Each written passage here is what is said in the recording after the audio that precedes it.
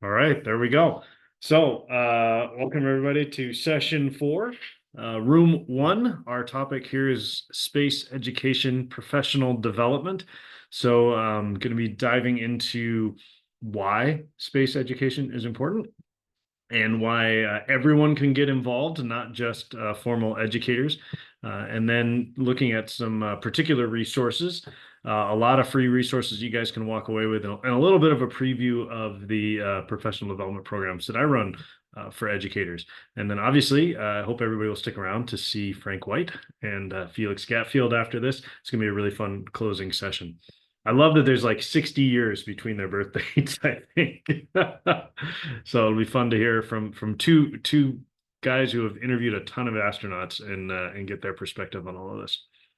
But to kick in, I know many of you were just in here with Ted, but I always like to ask what trajectory brought you here. Saw some of them in the text chat of the large session this morning, but maybe I will pull up my chat right now. We've got just a few too many people to have everybody sharing out loud, but if you guys want to just share in the sidebar chat, what is the trajectory that brought you to this space education professional development session in 2024, or what brought you to this space education summit here in 2024? And I see some familiar names, and some of you may have played this game before, but if there's anyone who gave you, say, a gravity assist along the way, a teacher or mentor, or influential person who inspired you, then that'd be fun to share too. Oh, well, awesome. Thanks, Ted. And Anahita sent you. Awesome. Tahani. Oh, and Rachel, good to see you. Thanks for coming. And happy to hear where you guys are from and what brought you here. I'll take just a second to let you guys drop that into the chat. And Paul, thanks for sticking around. I know it's getting late there. Tali, good to see you as always. From Ukraine. And Pam, good to see you. And it was a teachers in space workshop that helped Pam bring this into her classroom. That's awesome. Oh, fun. Thanks, Logan, for sharing the gravity assists from your grandfather to educators, huh?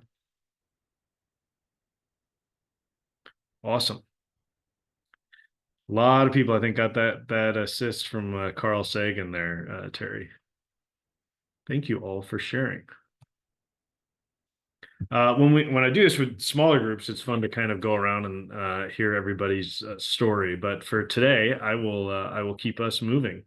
In terms of my trajectory, I'm a lifelong space enthusiast. I dug up a couple of these pictures of when I went to space camp as a kid.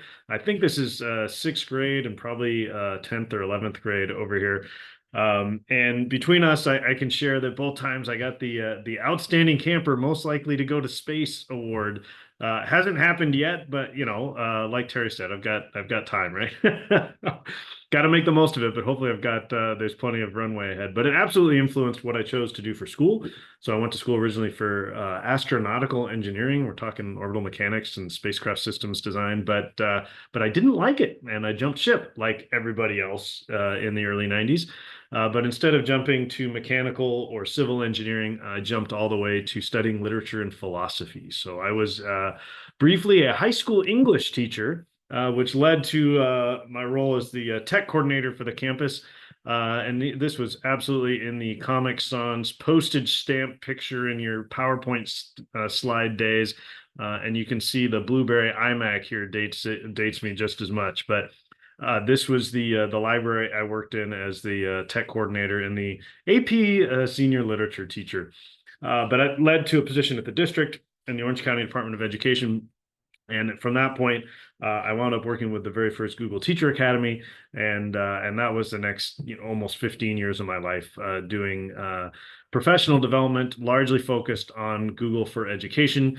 Ran a series of summits like this, but face to face all over the planet. We were doing about 100 summits a year. Which, if you can imagine organizing 100 conferences a year, some of you have been involved with organizing conferences. Yes, we got our system down, but it was those were crazy years.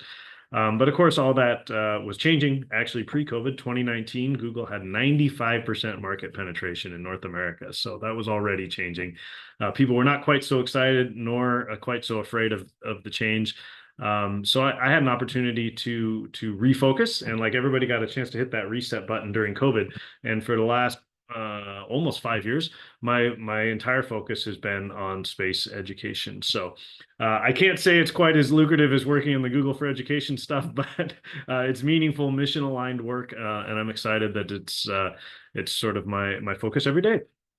I've been lucky enough to work with the Space Prize Foundation, with the Aldrin Family Foundation, with SLU, the Cosmic Classroom that we saw presented earlier today, and a handful of other programs, including a few that I will share with you today. I also think of myself as a space philosopher. My PhD is in ed tech, but when I went back to school in 2020, I got graduate certificates in space education and space philosophy. So who knew those existed? But I met Frank, of course, in the space philosophy program, and got connected with folks at Space Kind, and that was a big part of big gravity assist there. But I choose the image of Star Trek here to illustrate this because it took me years to be able to put this into words. But I think what really appeals to me about Star Trek is that it's a story about diverse people working together using science and technology and sometimes philosophy or even spirituality to solve problems and help others wherever they go in the universe. And it's that sort of optimistic vision for the future that we can deliberately aim toward and deliberately create education experiences for, and the idea that it's not just about STEM, as you guys were talking about in the previous session, but it's also about the skill sets and mindsets that are going to be necessary for that kind of future. So to make kids good teammates and good leaders, and to be able to say wrestle with the ethical dilemmas that are ahead of us, is a big part of what I'm after. So it kind of hopefully sets the stage for allowing us to imagine a world where all of you are, and those of you who are watching the recording too, are space educators, whether you're a formal educator at whatever grade level or subject area, or you're informally involved in after-school programs, or your local planetarium, or just engaging people in conversation in line at the coffee shop, like I know Elizabeth does. I want you to imagine a world where you're able to engage kids in the next generation. If you're in a formal classroom where your students are dialed in and excited about coming to school every day, and you as a teacher are excited about being there. And I know that sounds crazy because we're used to chronic student disengagement and chronic teacher burnout, particularly post-COVID. The statistics I share are in New York, the New York DOE last year, there was 30% chronic absences in New York City, which is kids are absent more than 10% of the time. It's about triple what it was pre-COVID. Just down the street in Laguna Beach, by the way, they're at about 21% chronic absences, used to be about 7. So wherever you are across the country, it's probably about triple the chronic disengagement, chronic absences in schools. And similarly, teacher burnout is incredibly high right now. At LAUSD last year, they said 70% of teachers reported burnout and a desire to leave the profession. So what we want to do is tap into an entirely different stat to flip that around, because there's hope. It turns out that most kids, like almost all kids, are interested in space or excited about space. There was a study by Wakefield Research of 500 American families across demographics, and 93% of students were interested in space. That's a huge number. And even if they're off by a little bit, nothing in public policy is 93%, right? This is totally different from, say, a bell curve. And I see this plays out in a lot of my graduate students' research and anecdotally, but I see numbers often in 83, 85% of their students are interested in space. So it's not a boy and a girl thing. It's not a primary or secondary thing. It's certainly not like a black or white or rich or poor or any other demographic. Like, kids are interested in space. As Andrew Aldrin and others joke, every kid grows up loving dinosaurs and space, and they outgrow dinosaurs, right?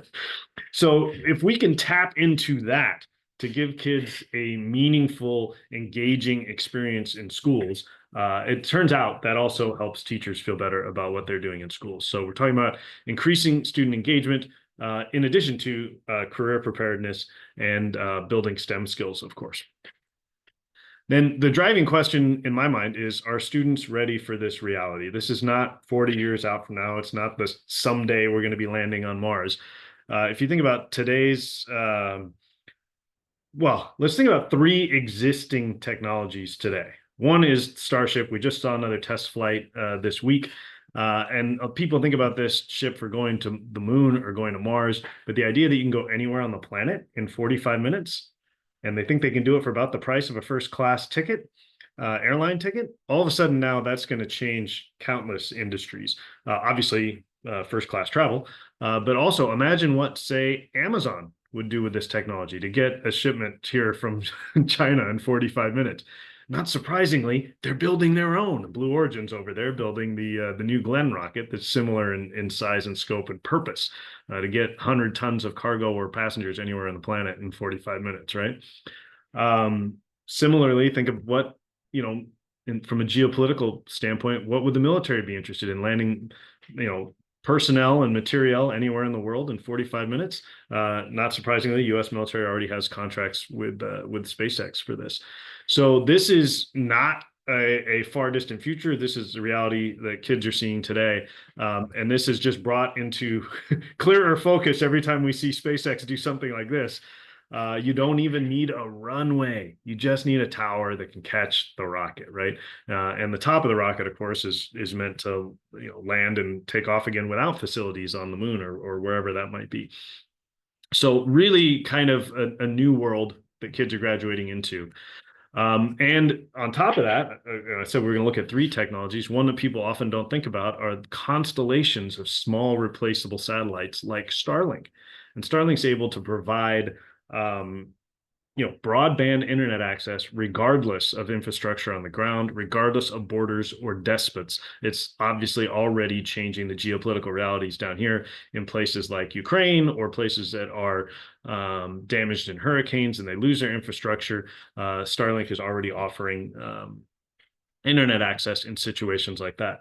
Similarly, other constellations of satellites are used for Earth observation, and that's changing industries from agriculture, of course, to crime fighting, to tracking the environment. And in fact, if you're ever talking to somebody who says, why are we spending so much money on space when we should be focusing on the environment? It's like, well, the best tools we have for tracking the environment and managing it are actually Earth observation satellites. So another couple of ways I like to explain it is, imagine you've got a tractor that's getting its broadband from Starlink and it knows where it is because of GPS, and you can monitor land use and erosion from Earth observation satellites. All of a sudden, it's a totally different situation where your tractor's part of the Internet of Things. And so these are realities today affecting all kinds of industries. It's also an element of workforce development. The growing space economy was pegged at over $400 billion a year a couple of years ago. Estimates right now vary, but at the time they said $1 trillion a year by 2040. And about a year ago, they were saying $1 trillion a year by 2030. And that's not all just inflation. This is a growing economy. And that's not counting multi-trillion-dollar industries like space solar power, which also has the capability to change geopolitical realities down here, and like asteroid mining. Again, multi-trillion-dollar possibilities here if we're able to, say, nudge an asteroid toward Earth orbit and do the dirty mining of lithium off planet on orbit. And then, by the way, we've got all the batteries we need for storing our solar power, right? So really exciting things ahead. These are not 40 years down the road. If you think about today's second graders graduating in 10 years, they're graduating into a world where we've got a permanent presence on the moon if all goes well. We've landed people on Mars, and we've got multiple commercial space stations replacing the ISS. So I'm also thinking a little bit bigger. I'm thinking about humanity's future in space. We're going back to the Star Trek roots here and ensuring that students have what they need to be the first settlers and the first leaders as we move into the solar system and beyond. In fact, an ed tech colleague of mine wrote a book called Martians in the Classroom, or Martians in Your Classroom, because the concept is the first settlers on Mars are almost certainly in our classrooms today. So what are we doing to prepare them for that? Rachel Mann wrote that book with a NASA engineer, Martians in Our Classroom. So the question then is, how might we best prepare students for that today? And I think STEM is a big part of it for sure. Science, technology, engineering, and math, and kids need to have skills with 3D printing and robotics and coding and AR and VR and all of that. Yes, but I also think they need the skill sets and mindsets for success in a fast-moving, unpredictable world. I like to say we can't predict the future as much as I just tried over the last few slides, but we can prepare kids for an unpredictable future. And that means, in introducing them to, say, the explorer's mindset and moonshot thinking and design methods, and inspired by Katie Coleman this morning, the operational mindset, which means something very different to her than it does in business literature. But she talks about there is an I in team. It's not all about you, but you are critically important to the mission. And she made the point this morning, too, that that's true not just with small teams of scientists and engineers, but for all of us here on Earth.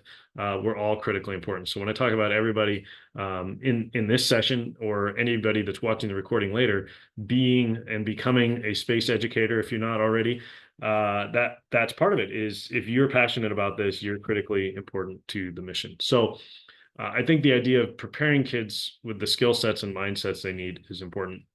And especially speaking as a former high school English teacher, you should be bringing space education into your courses for the purposes of engagement and motivation, if nothing else, regardless of what grade level or subject area you teach. If I was teaching English again today, I would be teaching all of the nonfiction reading and writing standards and speaking and listening standards. All of that is content independent. So you might as well be talking about something kids are interested in, and 93% of kids are interested in space. So it's a great place to start. In the course that I run, we actually have 4 sessions that look at skill sets and mindsets. And then we get into sort of geekier sessions about how might we educate kids when we get there. And we talk about education on Mars, or school on the moon, or deep space habitats like rotating O'Neill style cylinders in space, right? And this gives us an opportunity to kind of engage with the science and talk about the low gravity and low atmosphere and radiation and all of that. But it also gives, if you engage kids in these discussions, it gives them an opportunity to think about if they were redesigning a school from scratch, or redesigning, say, a settlement or a society from scratch on Mars, what would that look like? And what do they want out of a school? How do they learn? So it becomes a sort of metacognition experience too, if you're engaging kids in those topics. So we do a whole series of that, and each one has got design challenges and activities and discussion prompts that you can take back and use with kids too. And then I talked about the importance of space philosophy and addressing, making sure kids have the skills to wrestle with ethical dilemmas that they're going to face in their future, even if they're scientists and engineers. If at the Ad Astra school that was founded at SpaceX's headquarters in Hawthorne several years ago by a teacher named Josh Don, they were all project-based learning, problem-based learning, but they also ensured that each scenario that the kids were wrestling with included an ethical dilemma. Just for example, a lot of the families were also involved with SpaceX, and so they could talk about, if you've got a self-driving car and you're coming towards a baby in a carriage in a crosswalk, do you hit the baby? Do you hit the old couple on the corner, or do you run the driver into a wall, right? Even if these are technical issues like self-driving cars, or say self-flying rockets, and where they might put down when the tower is not ready to catch them. These are engineering problems, yes, but they're also ethical problems. Should we be landing massive 24-story rockets in the ocean, right? Some people strongly believe we shouldn't be doing that. So at any rate, being able to engage kids with these issues of ethics and governance and sustainability, particularly as we move on to other bodies in the solar system, I think is an important part of this equation. And that can happen across the curriculum. And it's definitely not just for science teachers. Like I said, if I was teaching high school English again, I'd be teaching through um, uh, kids' interest in space, and it's sort of a hook into anything. Um, my colleague Jim Christensen at the Aldrin Foundation talks about, you can teach anything through Home on the Moon or School on the Moon. From science perspective, you can teach the water cycle, the nitrogen cycle, the oxygen cycle. He says even HVAC and plumbing is sexy on the moon, right? Again, I think you can teach, nonfiction reading and writing, speaking and listening. I think you can talk about literature. There's certainly a lot of stories of settlers on the moon and elsewhere. You can get into governance if you're talking about, alternative forms of governance, or looking at historical patterns. How do we not repeat the downsides of colonialism, for instance? Maybe there's no native people on the moon, but are we going there just for resource exploitation, and are we going to fight over it, or are we going to put some better systems into place? So you can be a social studies teacher. Obviously, you could be a math teacher or a science teacher, but you could be a language arts teacher. I think foreign language teachers can engage with this in terms of the diplomatic elements of it, and perhaps how the countries that they're learning about are involved. I think there's a lot of elements right there.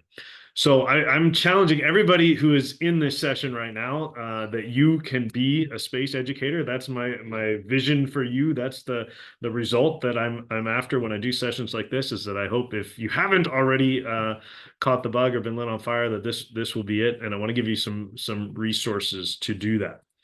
And I want to ensure that you all know that there is a global movement to join. We had, several hundred people sign up for this event. We had about 100 people here live this morning for the astronaut panel. Obviously, that attracts a lot of attention. But there are, communities like this that have been doing this for decades. The SEEK conference pictured here at Space Center Houston, they've been doing this for 30 years now. They get several hundred teachers there every year talking about space education. There's a similar one at Kennedy Space Center in June called SPACE, terrible acronym, but it's the Spaceport Area Conference for Educators. And of course, we have the online Space Educator Network, the group on Facebook. So in terms of resources that I want to share with you guys, if you're not aware, I wrote a book on this topic when I was doing the graduate certificates in space education and space philosophy. It turned out to be 13 academic studies that I did, and wrote them up and kind of stitched them together into the book. And you can get that off of Amazon today if you want a physical copy. And actually, if you want a PDF copy, I didn't prep ahead the link, but I'll grab the link for you and share that with you at the end of the session, so that everybody who's here today can walk away with a copy of the book. Similarly, you can note down the URL for this, but if you go to spaceeducation.org, it will redirect you to a free online resource that's a complete curriculum for high school students. We created this during the Space Prize Foundation work that I was doing about 2 years ago. We were focusing on empowering young women to be a part of the aerospace industry and all of this. But when we were creating a meaningful learning experience for them, particularly the girls that didn't, say, win the contest, we realized that this was something we should release to everybody. So it is a free and open education resource diving into why space is important to people here on Earth. What are the skill sets and mindsets that can help prepare kids for this future? It's not just intro to space science, history of space exploration, but gets into the new space economy and these issues of sustainability and ethics and governance and so forth. Not to mention avoiding existential threats and achieving our higher aspirations for humanity and the terrestrial biosphere throughout the solar system and beyond. The other thing I want to share with you guys today, so that was spaceeducation.org. We'll redirect you there. And there's also a spreadsheet of about 100 curated resources. It started with our interns at Space Prize, but I've sort of been building it since then. And I will drop that link in the chat as well in just a couple of minutes for you guys. But lightly annotated with the description, its value to students, its value to teachers, and its value to parents. And if you guys have programs that you're involved with or that you're aware of that aren't there, feel free to add them. Finally, of course, I want to invite you guys to get involved with the course that I've designed. It's basically a walkthrough of the book and the Space Prize curriculum, and a number of activities and design challenges that you can turn around and use with students or use with the kids in your community or the children in your lives. and we are kicking off a new cohort in January. So on January 7th, we meet basically after school on the West Coast, or it's probably after dinner on the East Coast, 4 p.m. Pacific, and we meet for 12 weeks to go through 12 modules of the course, which is more or less the content that I previewed here. If you are in the EU or Africa or the other side of the planet, I'm doing a separate cohort in February, starting, it's 9 a.m. my time, so much earlier in the day. If you're 8 or 9 time zones off from me, that might be a very civilized afternoon meeting as well, or evening meeting for you. So that's arieslearning.com/EU, or if you want the US, North America, or America's time. And it's good for Australia too. We wind up being the morning the next day. It's just arieslearning.com/course. And if you're wondering how much that is, it's essentially a 1-unit graduate course meant for teacher professional development. So typically that would be about $475 if you were to go get that on the open market right now.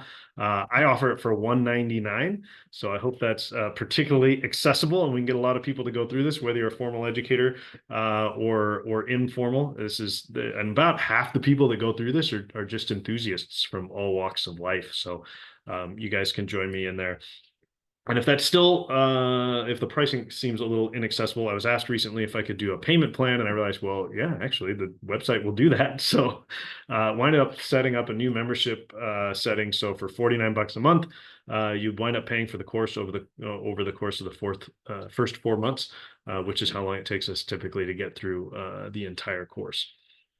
If you dig into that, not to confuse anybody, but you might notice there's a higher level membership as well.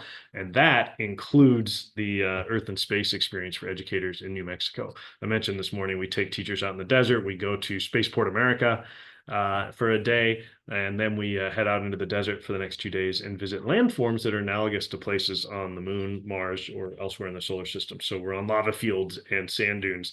The gypsum sand dunes at White Sands are just like gypsum sand dunes around the North Pole of Mars. And we get into craters, volcanic craters, and others, great analogs for impact craters. It's a really kind of awe-inspiring 3 days, and then you can take all of that hands-on experience, your own tour of the solar system without leaving New Mexico, and take that back to work with the kids in your community. So today, by the way, this is the hope you guys will actually join me today deal. But I'm actually going to throw in the continuing education unit. We have a partnership with Adams State University in Colorado. Typically that's $155 if you take it for credit, but I will throw that in today for free if anybody signs up for the course. So it's just arieslearning.com/course. Couple of other free resources for those of you that are not joining me. Definitely join the Space Educator Network. It's spaceeducator.net, or I'll drop the link in again for the Facebook group. Great place to share resources and pick up on anything I'm sharing or any of the prolific members are sharing. And then don't miss the YouTube channel for this event, because we have all the past astronaut panels, all the past fireside chats, and many of the past sessions are up there. This screenshot says 49 videos, but I know we're up over 60 already.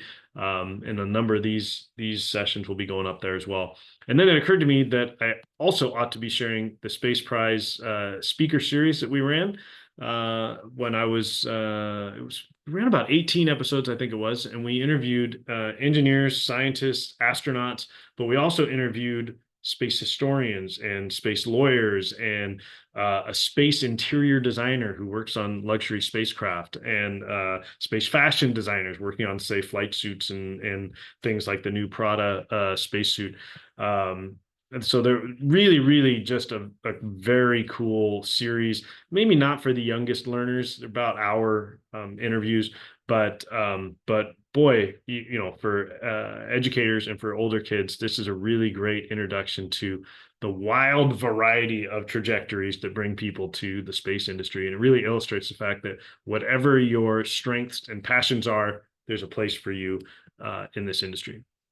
So I think I'm at a great place to pause and say, let's light this candle I'm hoping that all of you will become space educators. If not, join me in my course that is aims to inspire and empower folks who want to do that. But I'm going to take a look at the chat because it looked like it was pretty active while I kept going. Oh, and Pam has a similar spreadsheet. Awesome. Thank you for sharing that. I owe you guys some links here. David's sharing his email. Fantastic. Oh yes, there are a number of other space education events I didn't mention, and NSS does some really great ones, or at least built into their other events. Yeah. Oh, you're right about that, Tahani. It was very much a full circle moment to bring my ed tech career, round to meet up with my lifelong interest in space. I do not know Sally, Rachel. If you're interested in making an introduction or point me in the right direction. Awesome. Well, I am open to questions right now. If you guys, if you have anything, I'm going to stop my share here and make sure I dig up those links for you. But any questions, thoughts, follow up at this point? Looks like we got about 15 minutes. Yeah. I've got a challenge. Uh-oh. Go ahead, Ted. Yeah. So with all these cool people, maybe we don't actually create today, but the idea is, what if we found a way to have a collective mission? Maybe planning next year for 2026 or what have you. What might that entail? What roles would be required? Funding always limited, right? Can't hope that we're going to get $5 million to go do something. So on a shoestring, we've got so many smart people here together, all really looking at the same goal, all looking at it in kind of different ways. So I just kind of putting out there as an open challenge, taking these ideas and synthesizing them into something that's actionable and then delivering it. I don't know. What do you guys think? So you're so many things you shared, Mark. It's like, where do I start? Right, right. Let me start getting the links in there for you guys too. Also, that occurs to me, Ted, that's sort of like sounds like a mission for the Space Education Alliance, doesn't it? We have an informal monthly meeting of people who are running space education programs or involved with them. So if that's any of you, ping me and let me know. I'd be happy to add you to those monthly meetings. Yeah. You can add us, Mark. Who was that? Was that Rachel? Rachel? Nice. Yeah. Yes. Thank you. Definitely. I will make a note right now. On your question, Ted, the work that we do is both with students, kids of all ages, and educators, and just the general public because of the work we do. And so some of the activities that we do actually do end up teaching other educators how to do things differently. So it's possible that some of the things that we do already could be integrated into a workshop that would be applicable to a larger group. So I'm all ears.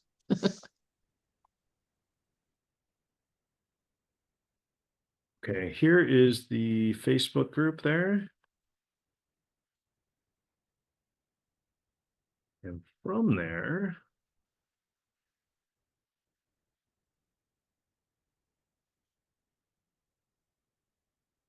we can get to pretty much everything else.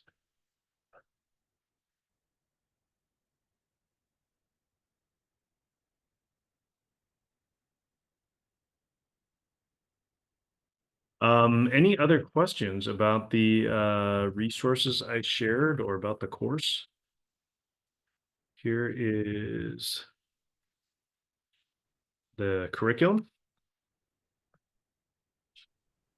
Oh, yes, Oren, for the EU and Africa time, everything is the same deal, same pricing, same like CUE offer and all that too.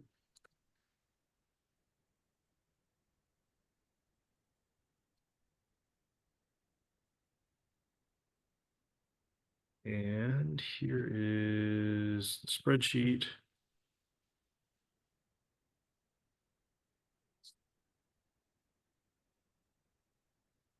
This might be a little bit long of a link, but it'll get you there. That is a long link.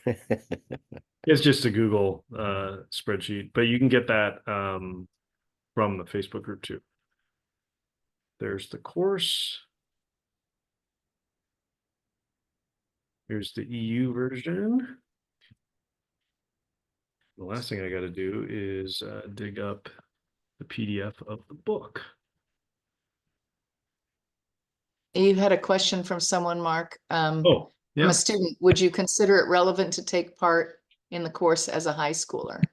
Was a question from one of the students. You know, I haven't had a high schooler go through it, but I've done versions of it for the School of Humanity, where I've gone through something similar with kids. So yeah, absolutely. I think really any learner of any age that's passionate about this would benefit from it. It's sort of 12 weeks of the topics I was just talking about, but more interactive. We have a welcome activity every time. We have some sort of design challenge or activity in the middle, and then we've got reflection questions every time. So it winds up, usually with a small cohort, winds up really being interactive bonding experience more than anything else. Yeah. So yeah, I would be happy to have any motivated high school students in there for sure.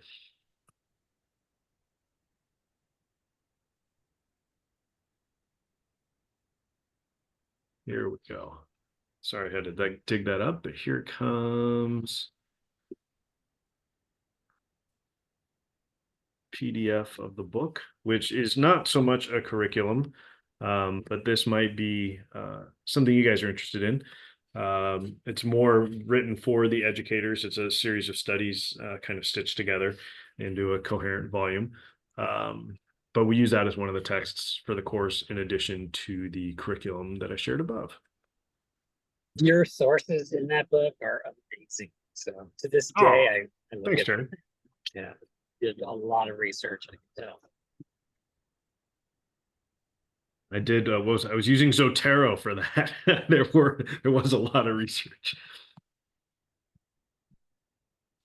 Awesome. Well, we are I guess we're not quite at the end of time, but perhaps for the folks who are watching the recording, I'll go ahead and stop the recording, but happy to stick around for a few minutes and answer questions or get into any other related geeky topics with you guys. And then at the top, oh, you know what? I wrapped up way early, didn't I? We have till the top of the hour with Frank. I got on the rails and got it done. All right. Well, I got a nice tight recording then.